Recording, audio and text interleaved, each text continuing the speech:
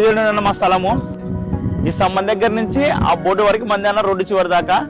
ఇక్కడ దాకా మన భూమి అన్న. ఒకసారి నువ్వు చూసుకుంటే రేటు మాట్లాడుకుందాం అన్న. సరేనా భూమి ఒకసారి చూసేస్తా వెళ్ళి.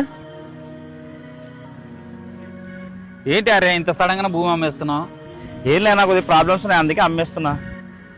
నీకే మేలు కదా ఆర్య, ఏదైనా చిన్న కష్టం వస్తే కూడా మీ తాత అమ్ముకోవడానికి పొలమన్నా పెట్టాడు.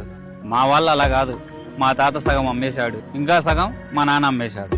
వాళ్ళు ఆ రోజు అమ్మినేది భూమిని కాదు ఆర్య, నా జీవితాన్ని. ఒక నిమిషం అన్న, ఇప్పుడు వస్తా అన్న. అన్న సారీ అన్న, ఈ ల్యాండ్ అమ్మట్లేదు, ఏమనుకోవద్దు. ఏమైంది నా, ఎందుకు అమ్మట్లేదు? సారీ అన్న, ఏమనుకోవద్దు, ఈ ల్యాండ్ అమ్మట్లేదు. సరే సరే బాబు.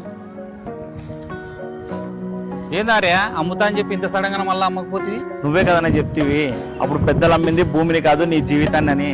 అందుకే భూమిని అమ్మట్లేదన్నాను. అందుకే ఈ భూమిని అమ్మి భవిష్యత్తులో నా పిల్లల జీవితాన్ని నాశనం చేయదలుచుకోలేదన్నా. మళ్ళీ ఇప్పుడు నీ ప్రాబ్లమ్స్ ఎలా సాల్వ్ చేసుకుంటావు ఆర్య? ఏముందన్నా, కొంచెం గట్టిగా కష్టపడితే చాలు, ప్రాబ్లమ్స్ అన్ని తీరిపోతాయి. ఇప్పుడు నేను ఈ భూమిని అమ్ముకుంటే భవిష్యత్తులో నా పిల్లలకి నేను సంపాదించి అన్న, ఇప్పుడు ఈ కాలంలో కొత్తది కొనుక్కునే బదులు పాతది అమ్ముకోకుండా ఉంచడం మేలన్నా. మన పిల్లలకి మనం ఇచ్చేది గొప్ప ఆస్తి. సూపర్ ఆర్య, నువ్వన్నా నీ పిల్లల కోసం భవిష్యత్తు ఆలోచించి అమ్మకోకుండా చూసుకుంటున్నావు. సూపర్.